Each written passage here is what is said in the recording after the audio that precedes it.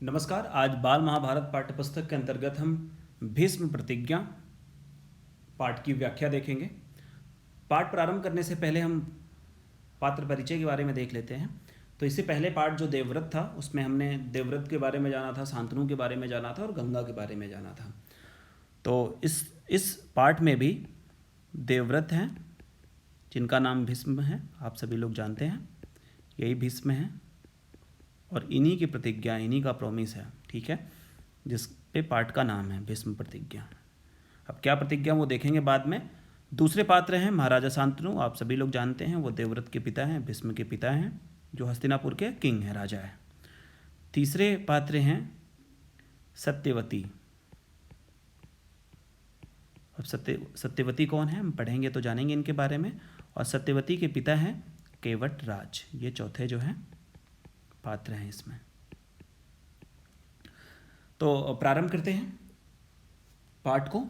गंगा से देवव्रत को प्राप्त करके शांतनु ने उसको राजकुमार बना दिया, प्रिंस बना देते हैं देवव्रत को, ठीक है, राजकुमार बना देते हैं हस्तिनापुर का। इस प्रकार प्रसन्न वातावरण जो है ऐसा ही 4 साल जो है बीत जाते हैं। अब एक दिन जो राजा है, राजा कौन है, शांतनु, यमुना के तट पर खड़ी सत्यवती नाम की युवती को देखता है।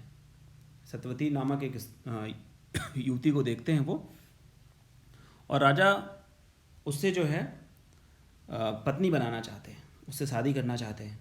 तो राजा ने सत्यवती के पिता जो है, सत्यवती के पिता कौन थे, केवट राज, से अपनी इच्छा प्रकट की। वो बोलते हैं उनके पिता को जाकर के कि मुझे सत्यवती से शादी करनी है। तो केवट राज जो हैं उन्होंने राजा के सामने शर्त रख दी।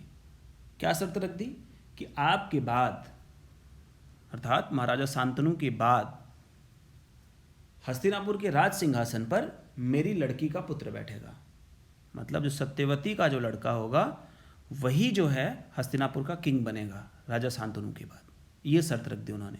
देवव्रत कौन थे, ये गंगा के पुत्र थे, मतलब ये राजा नहीं बनेंगे।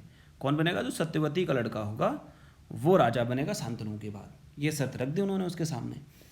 और इस बात का आप मुझे वचन दे सकते हैं, अगर आप मुझे प्रॉमिस कर रहे हैं ये बात, तो मैं शादी करने के लिए तैयार हूँ अपनी लड़की का। तो शांतनु शर्त मंजूर ना कर सके, उनको ये शर्त मंजूर नहीं हुई महाराजा शांतनु को। वे गंगापुत्र देवव्रत के अतिरिक्त किसी अन्य को सिंहासन देने की बात सोच ही नहीं सकते थे। वो राजगद्दी देने की बात, वो किंग बनाने की बात सोच ही नहीं सकते थे। राजा नगर को लौट आए। राजा जो है अपने नगर को चले आते हैं। वो निराश होकर चिंताग्रस्त होने लगे। तब देवव्रत ने पिता से दुख का कारण पूछा। देवव्रत जो है अपने पिता से पूछता है कि भाई क्या दुख है आपको पिताजी। तो वो बातें जो इधर उधर की बनाते हैं, लेकिन कुशाग्र बुद्धि, वो तेज बुद्धि के थे देवव्रत, भीष्म पितामह। तो उन्होंने राजा के सारथी से, सारथी समझते हैं, जो उनके रथ को चलाने वाला होता है, उससे पूछते हैं। और सारथी ने केवट राज से हुई बात को बता दिया। उन्होंने बता दिया कि क्या क्या बातें हुई थी। पिता की मन के दुख को देखकर देवव्रत केवट राज से मिले। वो बिना पिता को बताए केवट राज से जाके मिल लेते हैं। कौन, देवव्रत जाके इनसे मिल लेते हैं और उनसे कहा कि वे अपनी पुत्री का विवाह महाराजा शांतनु से कर दें।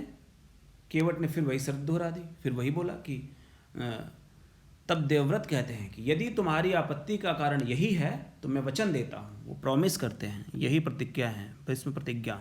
क्या प्रॉमिस करते हैं, तो वो प्रॉमिस करते हैं, वो प्रतिज्ञा करते हैं कि मैं राज्य का लोभ नहीं करूँगा, मुझे राजा नहीं बनना है, सत्यवती का पुत्र ही मेरे पिता के बाद राजा बनेगा। वो ये कहते हैं, वहाँ पे जाके प्रॉमिस करते हैं कि सत्यवती का जो लड़का होगा वही किंग बनेगा, मैं नहीं बनूंगा। देवव्रत ने ये प्रतिज्ञा की, इसीलिए ये भीष्म प्रतिज्ञा ये नाम पड़ा, ठीक है। अब तुम संतुष्ट हो, वो कहते हैं। देवव्रत ने भयंकर प्रतिज्ञा की थी, अतः उस दिन से उनका नाम भीष्म पड़ गया। तो भीष्म नाम भी उनका उसी दिन से पड़ा, भीष्म प्रतिज्ञा जिस दिन उन्होंने ली, ठीक है। आगे है, शांतनु का सत्यवती से विवाह हो गया। सत्यवती के 2 पुत्र हुए, चित्रांगद और विचित्रवीर्य। शांतनु के बाद चित्रांगद सिंहासन पर बैठे, परंतु उनकी असमय मृत्यु हो गई। अब देख लेते हैं, इससे ज़्यादा समझ में आएगा। ये हमारा राजा शांतनु, ये वृक्ष, वंश वृक्ष है, फैमिली ट्री जो जिसको कहते हैं आप। शांतनु की दो रानियां थी, कौन थी? एक गंगा थी और एक सत्यवती थी। सत्यवती केवटराज की लड़की थी। और गंगा से कौन था लड़का उनका? देवव्रत, जिसका नाम भीष्म भी पड़ा, भीष्म पितामह भी। ठीक है, तो भीष्म ने क्या ले ली? प्रतिज्ञा। ठीक है, कि वो कभी आजीवन शादी ही नहीं करेंगे और वो किंग नहीं बनेंगे। ठीक है, इसलिए ये देखेंगे आप सभी, ये जो फैमिली ट्री है इधर रुक गई है। ठीक है, और इधर प्रारंभ होती है। सत्यवती के दो जो हैं पुत्र हुए, एक है चित्रांगद और एक है विचित्रवीर्य। ठीक है, तो विचित्रवीर्य किंग बनते हैं, राजा बनते हैं, लेकिन ये असमय में इनकी मृत्यु है, कुछ समय के बाद ही मर जाते हैं। ठीक है, फिर उसके बाद कौन बनता है? राजा। तो उसके बाद विचित्रवीर्य जो है राजा बनते हैं। उनकी दो रानियाँ हैं, एक है अंबिका, एक है अंबालिका। ठीक है, अंबिका से धृतराष्ट्र जो कि जन्मान थे, ब्लाइंड थे। ठीक है, और अंबालिका से पांडु। अब ये कौन है दोनों? धृतराष्ट्र और पांडु। ये अगर आप समझ लेंगे, इस फैमिली ट्री को आप समझ लेंगे तो पूरा महाभारत समझ लेंगे। ये आपको ध्यान रखना पड़ेगा हर समय। ठीक है, और धृतराष्ट्र के जो हैं 100 पुत्र पैदा हुए, 100। ठीक है, और वो सब बोले जाते थे कौरव।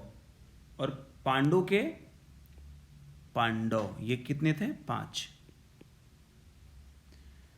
कुरुक्षेत्र के युद्ध में अंत तक भीष्म इस कुल के नायक एवं पूज्य रहे।